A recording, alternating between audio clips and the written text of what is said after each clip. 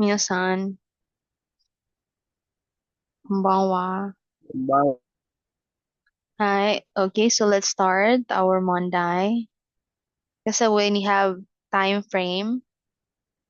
So each Monday has their time frame.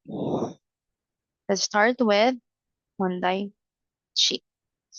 So this is 1 to 20. saka hindi mo nagamit sa'yo yun. Ang gagawin dito, you fill in the blank to complete the sentence. For example, ano hituwa? Yung answer niya is dare. Ano ngayon dare? Dare means who. Dare desu ka?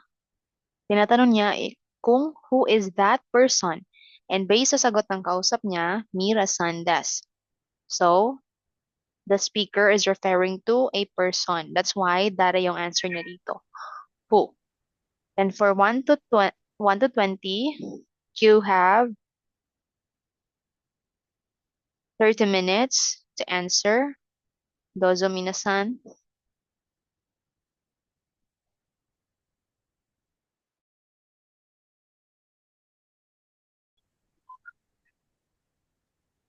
Minasan, let's proceed. Nating Monday ni. I-record na ba yung score ha? Okay, let's. So this time, mga particles naman. For example, korewa, watashi no kasa desu. No Kore, particle watashi no kasi, kasa hi, ibig sabihin sa kanya yung payong. This yung umbrella is mine. Korewa, watashi no kasa desu. Okay, that's 1 to 28. Again, mga particles lang yung i-fill in nyo sa blanks. Dozo minasan. Hi, minasan. Okay, let's proceed.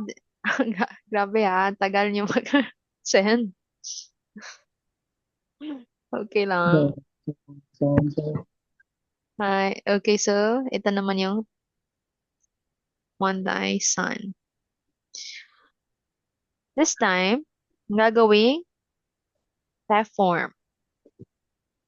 Toto, minasan, yung machimas na to wait, nagiging matte. Anong group siya? Group? Group 2. Group 2. Hindi lahat naka-T form ha. T form lang siya kasi nandito si kudasai. Yung pattern natin, pag nandyan si kudasai, yung verb, dapat naka-T form. So, hindi lahat to T form. Nandito si dictionary form. Nandito rin yung mga adjective na adjective, e-adjective, yung mga nouns, and pwede rin, minasan, yung ta form din, depende na yon sa sentence. Kung anong dapat na verb gagamitin. Dozo, minasan. Yung mga patterns ay na-discuss na natin.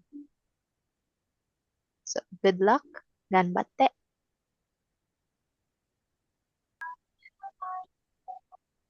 Wala pang nag-send. Okay, you can continue that tomorrow. So, that's all for tonight. Minasan, have a good night. Good pa yung night niyo. Yes, minasan. Sige. Yeah. Hi. Mag-send Yasumis. ha. Dozo, minasan. Have a rest. Janet. Jane, Hi. Jamata. はい。じゃあまた明日ね。ありがとうございました。皆さん。Pasensya. はい。